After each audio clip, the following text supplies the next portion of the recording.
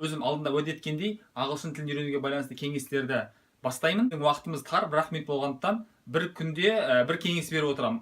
Бүгінгі кеңесіміз ағылшын тілінде сөйлем құрау үшін бізде міндетті түрде етістік болуы шарт. Мысалға қазақ тілінде сіз етістіксіз сөйлем құрай аласыз. Мен студентпін, немесе мынау менің үйім деген сияқты. Ағылшын тілінде бұндай сөйлемдерді айту үшін сізге етістік керек. Ондай жағдай бізге to be етістігі көмекке келеді. Көп жағдайда біз осы to be етістігінің қызметіне байланысты шатасамыз. Бұл ешқашан сөйлемде to be деп келмейді. Сөйлемде бұл is, are, am деген формада келеді. Мысалға I am a student, this is my house дегендегі am, is дегендер осы to be етістігі. Яғни олар сөйлемдегі етістіксіз, қимыл әрекетсіз сөйлемдердегі етістіктің орнын толтырушылар. Қандай жағдайда да егер ағылшын тілінде сөйлем құрайым десеңіз, ол жерде етістіктің болуына мән беріңіз. Егер етістік жоқ болса, онда ол сөйлем. Жүргізіп жүргенім сабақтар емес, кеңестер екенін тағы бір естеріңізге салып кетейін. Бүгінгі кеңесім жаңа сөздерді қалай үйрену керек. Әрине әркімнің өзіне қолайлы әдістері болады. Мысалға біреулер айна, тақта,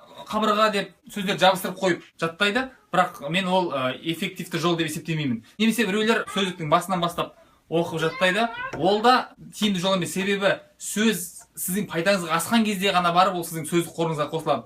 Ал тек қана миыңызда жаттап алған сөзіңіз керек кезде ойыңызға түсе қоймайды. Менің тәсілім қандай? Бастапқы кезеңдерде балалардың әңгімелерін тауып аламын, ертегілер, немесе орысшасын, қазақшасын оқыған ертегілер болса тіпті жақсы. Соны оқимын. Ішінде білмейтін сөздерді, қазір енді сөздіктің түрі көп, солардан қазақшасын немесе орысшасын тауып алып жазып отырдым. Біріншіден сол арқылы оқиғаны толық түсінесіз. Екіншіден біткеннен кейін қайтадан келіп осы жазғаныңызға қарасаңыз ойыңызда көбірек қалады. Және ол процесс сөздікті алып оқығаннан қарағанда қызықтырақ болады. Сол арқылы өзіңіздің сөздік қорыңызды көбейтіп отырсаңыз болады. Өте қарапайым өткен шақта сөйлем құрау туралы аз ғана ақпарат бере кетейік. Етістікке ed немесе d деген жалғау жалғаған кезде өткен шаққа айналатын бәріміз мектепте оқыдық. Мысалға work, like деген сияқты. Енді оған бағынбайтын етістіктер бар екенін білесіздер. Олар бұрыс етістіктер деп аталады. Бірақ әзірге оларды жаттап бас қатыру қажет деп есептемеймін. Мысалға мен көптеген мектеп оқушыларын білемін, ағылшынша ойларын өте жақсы жеткізеді, бірақ олар бүкіл етістікке осы ed-ді жалғау арқылы ғана өз ойларын айта береді. Оларды жаттау ол жүре келе болатын процесс деп есептеймін. Енді өткен шақта сөйлем құрудың тағы бір тәсілі өткен шақтағы сөздерді жалғау.